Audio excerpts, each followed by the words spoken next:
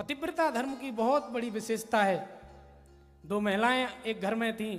एक महिला जो है, गांव की बात थी, ओखली जिसको बोलते थे पुराने घरों में, हमने भी देखा था, लेकिन अब जब नया वो निर्माण हुआ तो वो उखड़वा के फेंकवा दी।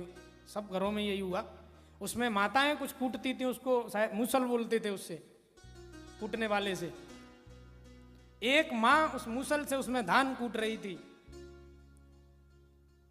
और उसके पास पड़ोसिन बैठी थी। आज पति जो है हार से खेत से आया और उसने दरवाजे से आवाज लगाई कि अरे सुनती हो, जल लेकर के आओ। उसने जैसे ही नीचे मूसल को किया, पति की आवाज को सुना, उसने उस मूसल को ऊपर कर दिया। आप यकीन मानो, उस पतिव्रता नारी के प्रभाव से, उसके सतत्व के कारण वो मूसल उस ऊपर ही रह गया।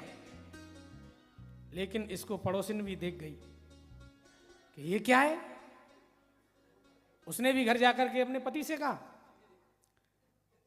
कि सुनती है, उसने ऐसा ऐसा किया।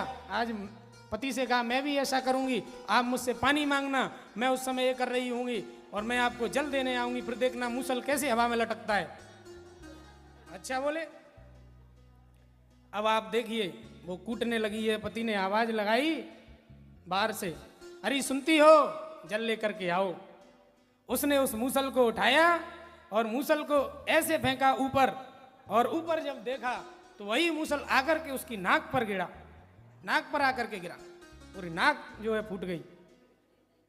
इस बात से आपके कुछ समझ में आया? केवल ये बात आप केवल इतनी समझे हैं अभी कि वो पतिव्रता थी, ये पतिव्रता नहीं थी, ये तो है ही। लेकिन एक मुख्य बात इसमें जो छिपी है, उसने जब मूसल फेंका था पतिव्रता ने, उसने ऊपर नहीं देखा था। उसको अपने पातिव्रत धर्म पर पूर्ण विश्वास था कि मूसल नीचे गिर नहीं सकता है। इस पर उसे संपूर्ण विश्वास था और ये केवल नाटक हो रहा था, इसे कतई विश्वास नहीं था। इसने उसको ऊपर देखा। आज चाहे देखती नहीं तो वो हो सकता है आसमान में ही रह जाता, लेकिन इसने देखा। इसको पति के धर्म पर विश्वास नहीं था, इसी कारण आकर के वो इसकी नाक पर गिरा।